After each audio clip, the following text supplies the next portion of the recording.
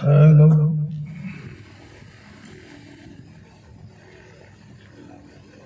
બાપુજીની પુણ્યતિથિ નિમિત્તે સર્વે અનુભવી પુરુષોએ અહીંયા જે વક્તા પુરુષો બેઠા છે એમણે એમનામાં જે અનુભવ હતો એમણે પ્રદાન કર્યો છે અને બાપુજીને ગાથાને એમણે આજે પૂર્ણ કરી છે આ પુણ્યતિથિ નિમિત્તેની. પણ વચ્ચે થોડી વાત કરું કે આ બાપુએ જે આપણને બ્રહ્મસ્થિતિનું જ્ઞાન આપ્યું એ ક્યાં સુધી કેટલે કામ લાગે.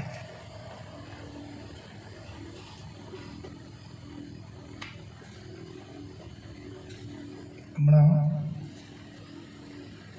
કાનજી દાદા કહેતા હતા કે ઊંઘમાં તો કાંઈ છે, સુષુપ્તિ અવસ્થામાં પણ કાંઈ છે. ભગવાન દાદા એમ કહે છે કે ભાઈ તુરિયામાં કાંઈ છે. સમજાય છે આ વાત? ઊંઘમાં કાંઈ બળતરા ખરી તો સુષુપ્તિમાં પણ નથી, બેભાન અવસ્થા છે. તો તુરિયામાં કંઈ ભય નથી. તો હવે આ ઉપયોગ કેટલામાં કરવાનો રહે? કેટલી વાર આપણે ઉપયોગ કરવાનો રહે? બરાબર. તો એમ હોય પાછા આપણે તો બોનો કાઢીએ છીએ અને નખરો કરીએ છીએ. 12 કલાક બહુ તો આપણે જાગ્રત અવસ્થા કેટલી રહે? 12 કલાક. 12 કલાકમાં આપણે શું કરી રહ્યા છીએ? હિસાબ કાઢીને જીવન જીવી લેજો. આ જે જ્ઞાનની સ્થિતિ છે ને એનું નામ જ બાપ જીવન આપે ના જાણ્યું. અરે વાહ. તો અજ્ઞાનની સ્થિતિ છે એ કઈ બકવાટ માટે નથી, કહેવા માટે નથી. શસ્ત્ર અને શાસ્ત્ર છે ને બીજો માટે હોય છે, પણ આ જ્ઞાન જે બોધ જ્ઞાન છે ને એ પોતાના માટે છે, પોતાની શાંતિનો વિષય છે. એટલે આ જ્ઞાન દ્વારા બોધ જ્ઞાન, આત્મજ્ઞાન તો બધું ઘણું છે શાસ્ત્રોમાં ભરેલું, પણ બોધ જ્ઞાન મહત્વનું છે. તો બોધ જ્ઞાન આપણે આપણા 12 કલાકમાં કેટલો ઉપયોગ કરી શકીએ છીએ એ બોધ જ્ઞાન દ્વારા આપણે એની શાંતિ, એનું જે ફળ છે એ કેટલું મેળવી શકીએ છીએ આપણે એનો જરા એટલો અભ્યાસ કરી લેજો. તો બાપુની પુણ્યતિથિ નિમિત્તે છે એટલે હું આ બોલું છું. નક્કર સત્ય વાત છે. હું આ વાતની રજૂઆત કરું. નહીં, નક્કર સત્ય વાત છે. અંતર્મુખ રહ્યા સિવાય પોતાની બોધ સ્મૃતિ રહી શકે તેમ નથી. જેમ આપણે પાણી પીએ અને તરસ મટી જાય, જેમ ભોજન જમીએ અને ભૂખ મટી જાય, એમ જ્યારે આપણે બોધ જે છે એનું જ્યારે આપણે સ્મરણ કરીશું, એને સ્મૃતિમાં લાવીશું, તો જ આપણને શાંતિ પ્રદાન થઈ જશે ધર્મ. અને અંતરનો જે વાદ વિવાદ વિખવાદ એ બધું ટળી જશે. વાદ વિખવાદ, હું તું મારો તારો, રાગ દ્વેષ, ભય શોક હરખ શોક, આ જો ટાળવું હોય ને એ કાઢવાથી નહીં જાય.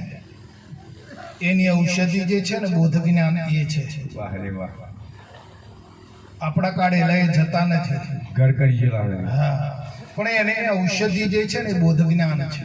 જો બોધ જ્ઞાનને આપણે હર હંમેશને માટે જો સ્મૃતિમાં રાખીશું તો જ થાય, તો એ જશે. બાપુજીએ છેલ્લે આપણને પ્રતિજ્ઞામાં એ આપેલું છે કે ભાઈ તમારે રોજ બોધનો 1 કલાક તમારે ધ્યાન કરવાનું. જેને બોધ પ્રાપ્ત થયો છે, જે પુરુષો પાસેથી લીધું હોય એમણે એ પુરુષોએ તમને છેલ્લે એની પ્રતિજ્ઞા આપી હશે.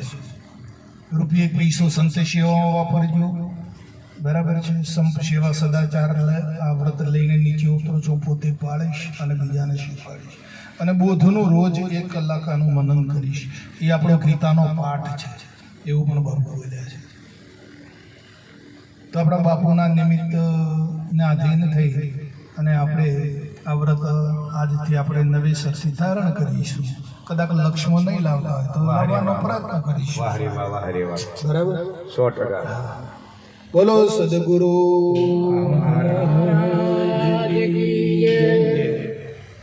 હવે જેના ઘેર હરિ ગુણ ગાય. હા, એ તો આપણે કાલે ટાઈમ થઈ ગયો. હા થઈ ગયું, પણ આપણે એના રૂપમાં એક પ્રેમ વાણી, જે પ્રેમ ભક્તિમાં બધાને આવવાનું છે.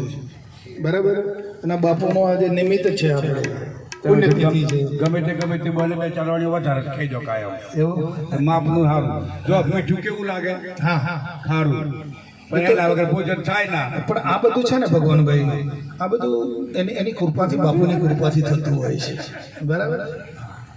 આપણે એમ જાણીએ કે આપણી કૃપાથી હું મારા મનથી આમ કરી નાખું, કામ તેમ કરી નાખું, એ નથી થતું. ઘણા વખત મને નથી પણ ગાઈ શકતા અમે, અને ઘણા વખત એવી કૃપા થઈ જાય કે એની મેળે ગવાઈ જાય છે. હા, એની કૃપા છે. અમારે કાંઈ